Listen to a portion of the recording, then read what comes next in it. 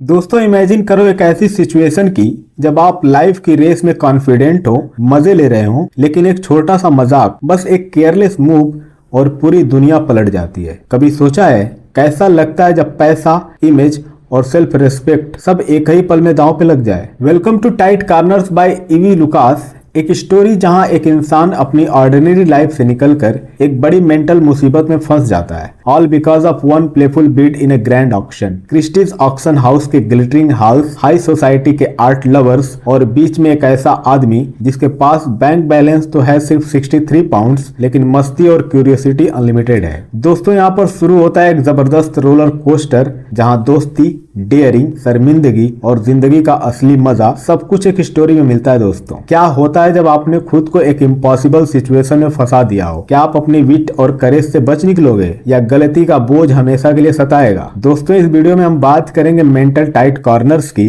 इंसान की असली टेस्टिंग सिचुएशन की, और कैसे एक फनी ऑर्डिनरी इंसान एक एक्स्ट्रा ऑर्डिनरी मुसीबत से निकलता है। तो स्टे ट्यून्ड, क्योंकि इस स्टोरी में ड्रामा है, सस्पेंस है और जिंदगी की एक बड़ी सीख भी है। तो चलिए दोस्तों टाइट कॉर्नर के इंपॉर्टेंट पॉइंट्स को जान लेते हैं। पहले बात करें इसके मेन सब्जेक्ट और थीम की, तो दोस्तों ये स्टोरी दिखाती है कि मेंटल टाइट कॉर्नर्स या मनोवैज्ञानिक संकट शारीरिक संकट से ज्यादा कठिन और परेशानी भरा होता है। दोस्तों ऑथर ने इसे ह्यूमर और आयरनी के माध्यम से बताया है कि कैसे छोटी छोटी गलतियां भी बड़ी मुसीबत बन सकती हैं। वहीं बात करें इसके मेन कैरेक्टर्स की, तो नरेटर जो कि कहानी का मेन कैरेक्टर है, जो एक सामान्य आदमी है और मजाक मजाक में ऑक्शन हाउस में पैसे ना होने के बावजूद भी बिड करता है और फिर फंस जाता है। उसकी समस्या उसकी खुद की गलती और ईगो की वजह से और बढ़ जाती है। वहीं बात करें उसके फ्रेंड की, जो शुरुआत में उसे मजे लेने और बिडिंग करने के लिए इंस्पायर करता है, लेकिन जब क्राइसिस आता है तो वह उससे दूर हो जाता है। वहीं बात करें एजेंट की,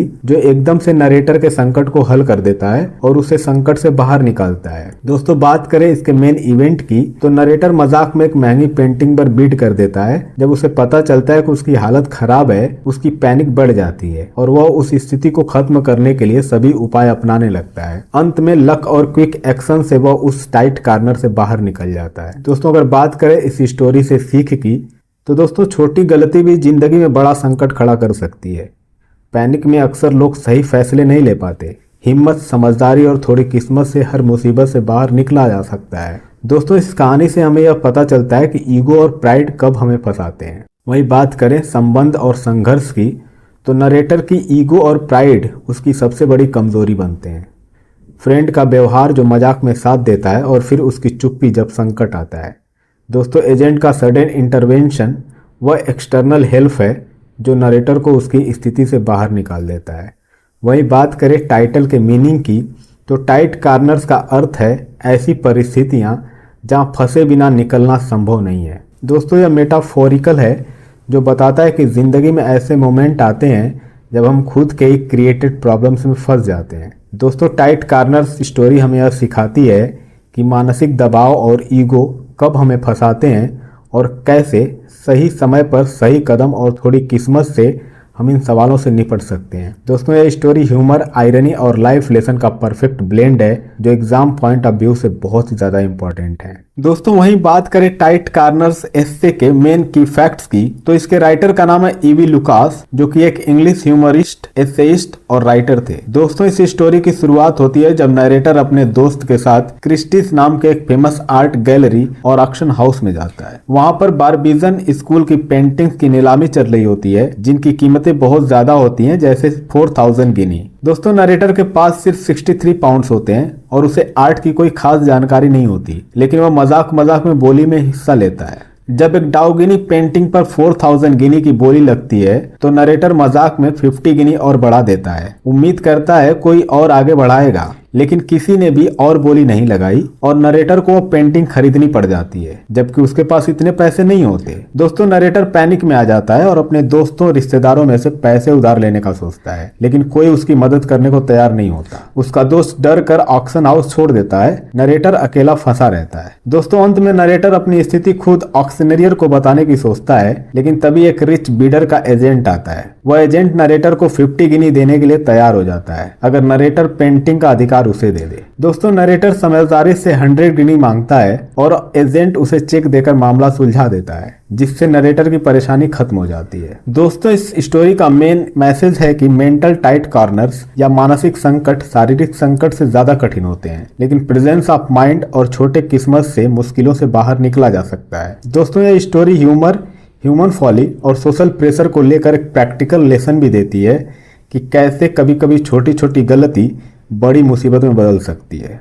दोस्तों ये फैक्ट्स टाइट कॉर्नर्स की कहानी के सेंस को बखूबी दर्शाते हैं, जो ह्यूमर और लाइफ लेसन से भरपूर हैं। तो दोस्तों इस हिस्से के मेन की फैक्ट्स को जानने के बाद आइए देख लेते हैं इस स्टोरी के मेन कैरेक्टर्स को। तो पहला कैरेक्टर नरेटर। यह मेन कैरेक्टर है जिसके अनुभवों के माध्यम से कहानी आगे बढ़ती है। वो एक सामान्य इंसान है जो क्रिस्टीज ऑक्शन हाउस में अपने फ्रेंड के साथ जाता है। उसके पास ज्यादा पैसे नहीं होते, लेकिन मस्ती मजाक में वो एक महंगी पेंटिंग पर बीट कर बैठता है। जब उसे पता चलता है कि वो बोली जीत चुका है तो मानसिक रूप से टाइट कॉर्नर में फंस जाता है। दोस्तों उसकी भूमिका उस मानसिक तनाव और घबराहट को दर्शाना है जो कि इंसान को ऐसी मुश्किल परिस्थितियों में हो सकती है। साथ ही वह कहानी में प्रेजेंस ऑफ माइंड और साहस दिखाकर स्थिति से निकलने की कोशिश करता है। दूसरा कैरेक्टर है फ्रेंड। दोस्तों यह कैरेक्टर नरेटर का साथी है जो उसके साथ ऑक्शन हाउस जाता है। स्टार्टिंग में वो उसे प्रोत्साहित करता है कि मजाक में बोली लगाए, लेकिन जब मामला गंभीर हो जाता है तो वह वहां से डरकर भाग जाता है। दोस्तों उसकी भूमिका यह दिखाती है कि मुश्किल हालात में कुछ लोग साथ छोड़ देते हैं। वहीं अगला कैरेक्टर है एजेंट।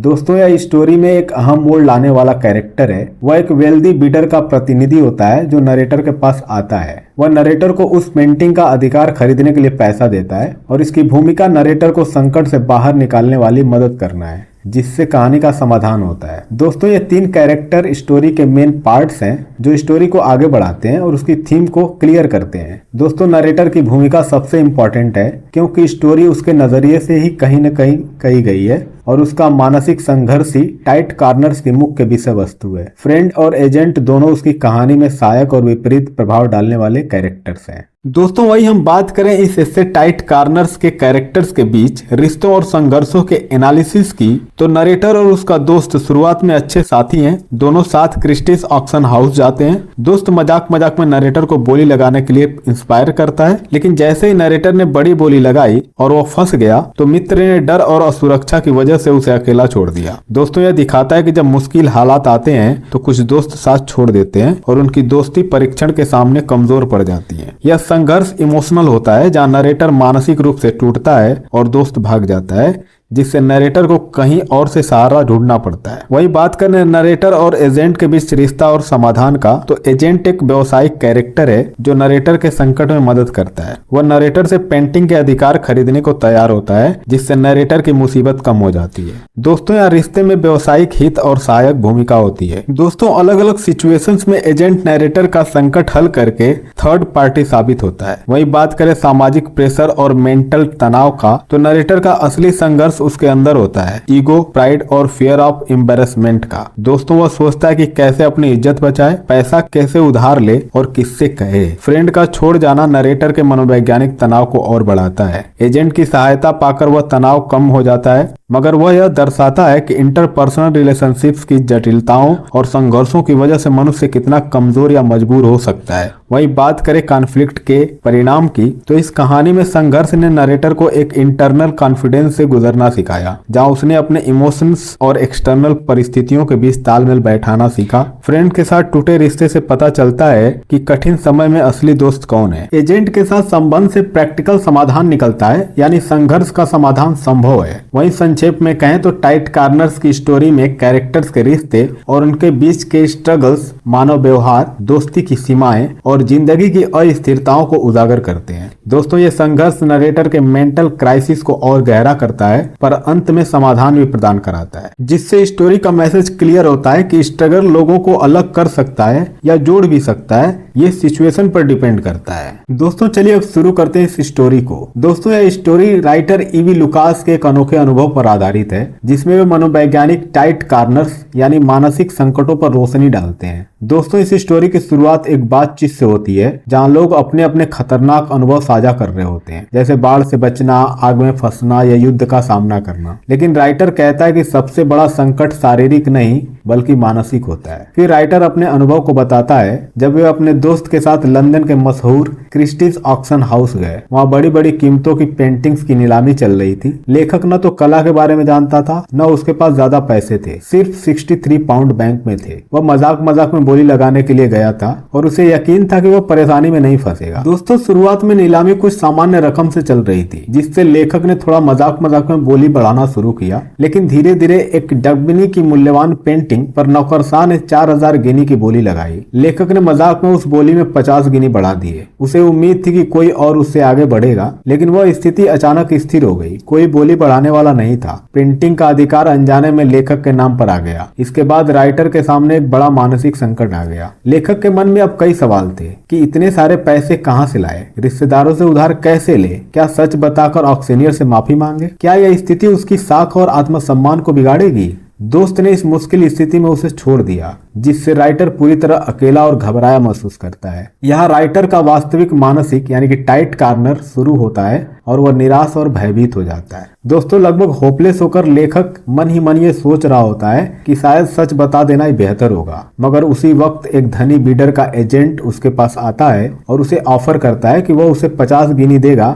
यदि वह पेंटिंग का अधिकार एजेंट को दे दे। दोस्तों, राइटर थोड़े भाज से नहीं जाता, बल्कि बुद्धिमानी दिखाकर 100 गिनी मांगता है और वह चेक मिल जाता है। इस छोटे से सौदे ने उसके संकट को समाप्त कर दिया। दोस्तों, यह स्टोरी यह सिखाती है कि जिंदगी में मेंटल क्राइसिस उतने ही यानी बहुत कम ही जो राइटर पे गुजरी थी, अगर फिजिकल से ज्यादा खतरनाक होते हैं। कभी कभी हमारी छोटी छोटी गलतियां बड़ी परेशानियों का कारण बन जाती हैं। रिश्तेदारों या दोस्तों का साथ छूट जाता है, लेकिन प्रेजेंस ऑफ माइंड और थोड़ी किस्मत से हम कठिनाइयों से बाहर निकल सकते हैं। दोस्तों, राइटर ने अपनी गलती, शर्म और डर को ह्यूमर के साथ पेश किया है, जिससे कहानी भी मजेदार बनी और जीवन की सच्चाई भी समझाई।